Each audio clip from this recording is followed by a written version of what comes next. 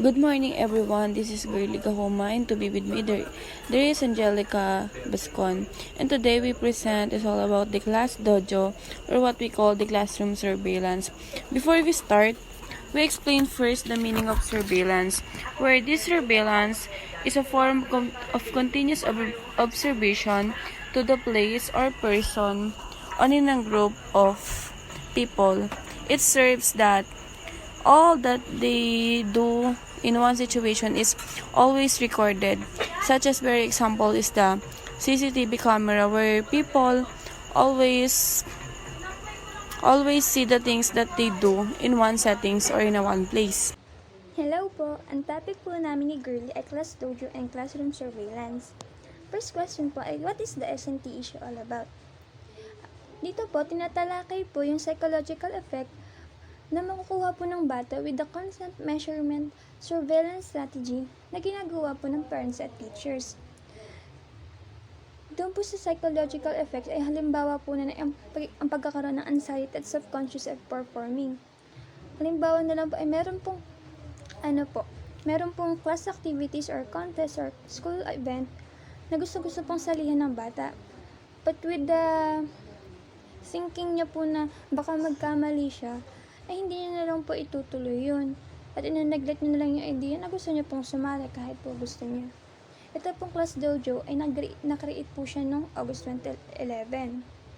Isa po siyang online behavior management system app na kung saan ginagamit po siya ng mga teachers po sa primary schools, 95% po sa US at sa iba pa pong mga bansa. Dito po nagagamit po yung pagbibigay po nila ng points at deduction base po sa actions na pinapakita po ng mga estudyante nila sa loob po ng klase. It's either good po or bad. Pag good actions po, magbibigay po sila ng points. Pero pag bad actions or halimbawa na lang po yung pagiging sobrang kulit po or hindi po nila sinusunod yung teacher nila, pwede po silang magbigay ng deductions. Number 2, what factors or events led to the introduction of this SNT?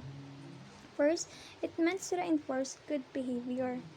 Nung bata pa po kasi, ng elementary school po, nakikita ko rin po kung gaano kami kakulit ng mga classmates ko at hindi nga rin po kami talaga ganun kadali i-handle. Even though may negative side po itong Class Dojo app, kung saan po yung psychological effects nga po, meron din naman po siyang positive side kung saan naman po mamamotivate po yung mga bata na gawin po yung activities na binibigay po sa kanila. Tsaka po pagtutulungan nila sa gawain po na yun kasi nga po sa points at rewards na pwede po nilang makuha. Second, help teachers and parents intervene with students exhibiting bad behavior. Dito po kasi may isa pong component or part po yung Class Dojo app kung saan po pwede pong mag-usap yung parents at teachers about po sa mga nangyayari po dun sa anak nila sa loob po ng klase. Pwede pong mag-send ng photos or videos yung teachers para ma-update po yung magulang sa mga ginagawa po ng anak nila. Tapos pwede po nilang sabihan paano i-correct po nila yung i-correct po nila yung anak nila na or tuturuan po nila yung anak nila na yung ginagawa po nila ay hindi po ganun kaganda. Number 3, what ethical dilemmas does the introduction of the SNT assign to your group pose?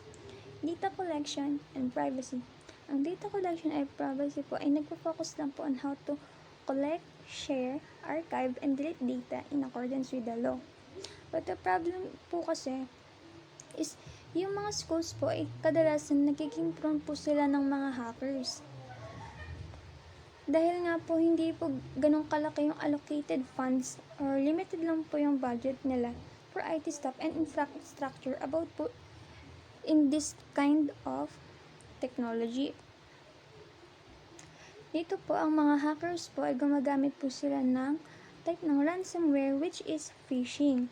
Ang phishing po ay yung pag-send po sa kanila ng mga email sa mga computer po nila na nag-disguise as gift cards or anything na interesting po. Tapos pag tindig po nila yung email na yun, matadownload po yun at makokollect po ng mga hackers yung mga personal information, photos, videos ng mga estudyante na nakasave po dun sa Class Dojo app na yon. So, in the continuation of Angge's explanation, this is the now question number 4. Why it is important to question the moral and ethical issues surrounding the assigned science technology, and it might affect someone's personal behavior. So, yun, we all know that student and pupils nowadays are na-engage na sila to use the technology, because technology nowadays are very efficient to help student to study well, to make life easier as well. So that, yun nga, nagkakaroon ng lack of interaction yung mga student to student then student to teacher, na magkaroon minsan ng mga magkaroon sila ng lack of confident, maging shy type sila in the future, na soon makikita nila yung mga classmate nila na ito pala dapat yung lugar na kinalalagyan nila, instead na yung other room na kinalakayan nila, which is yung online system na ngayon ay ginagamit ng bawat mag-aaral. So, yon sa second part is, may step on children or student right. Yun nga, katulad ng sinabi doon na i-step out doon yung karapatan ng bawat student, na dapat malaya sila, na dapat hindi naaapakan yung pagkakaroon nila ng kakayahan nila mag-aral sa school, not only in this kind of application, in this kind of system of technology na syempre hindi nila nakikita yung world na dapat dun sila ay belong. So, ngayon nga na dapat hindi sila sa ganun lang part nakasalalay or dun lang sa dojo points, kasi yung mga pupils na din yun is gusto rin nila matuto ng activities katulad ng ginagawa sa school. Kasi kung sila lang yung gagawa na yun, paano sila magkakaroon ng interaction between two others? So, yun nga. Sa next part is, our different social media account can access very easily for allowing them to copy our personal information, like for example, the gaming activity of our social media quizzes. Yan. Katulad nga nung mga nauuso ngayon sa Facebook, na sasagutan mo lang yun, tapos makikita mo yung system ng future mo, ganyan. Ayun nga, sabi nga, 'di ba, always think before we click, kasi sometimes yun nga, sa by little na application na yun is na-access na yung mga details and personal information natin. Katulad niyan, naka work for home tayo ngayon, study for home tayo ngayon kasi merong pandemic.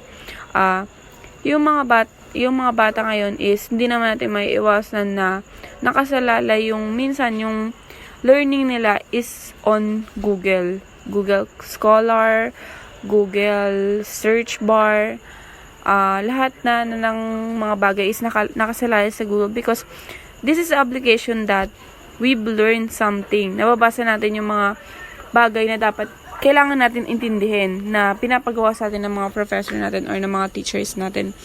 So that, doon pa lang sa mga simpleng application files na yon is nakakopy na yung bawat information na meron sa atin. Kasi, di may iwasan na may mabasa tayo doon na history of agreement, na dapat agree ka muna sa gantong terms and condition nila, na agree ka muna dapat sa rules and regulation nila before you must enter in that application. So, yon. And the question number 5 is, in the face of this new science and technology innovation, why it is important to study science and technology and society?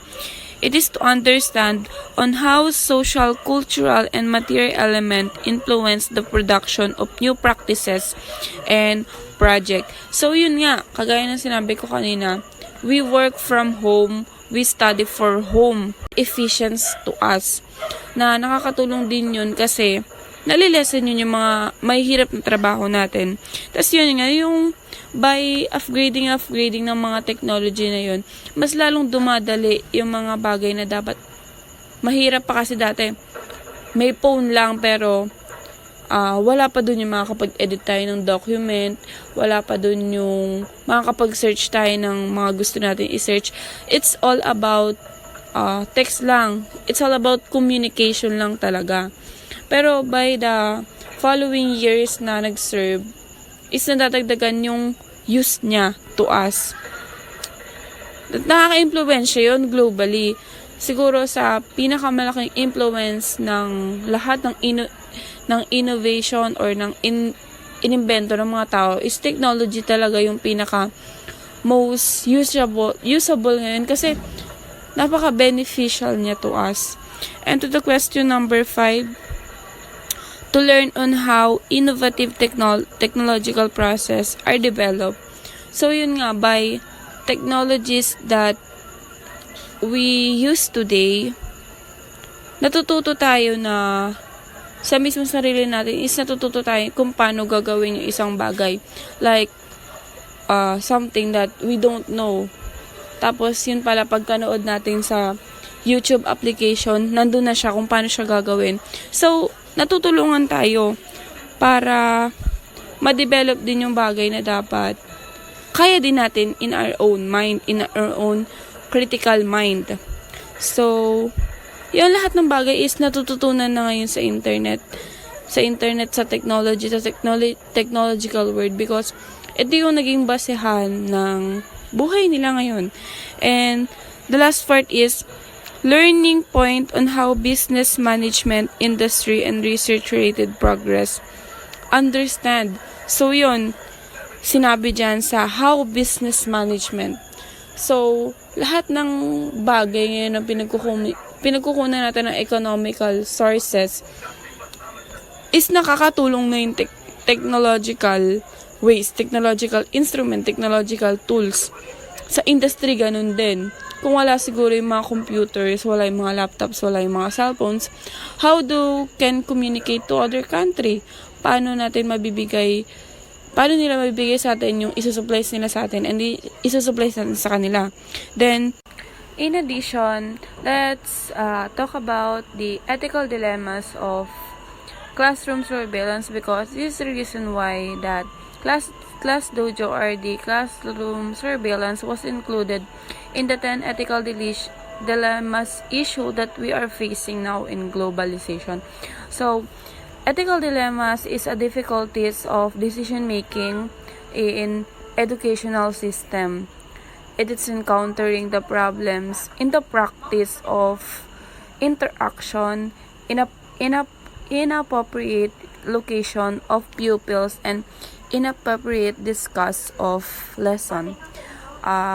In today's generation, we know that almost student elementary or high school or college are really doing their job to study modular and online class to survive in a given area that we facing today, so that the non-interaction of student to teacher face to face are the reason why those students are not actively engaged and fully aware to the things that happening in the school. So this is a lack of opportunities to make inappropriate deal to them.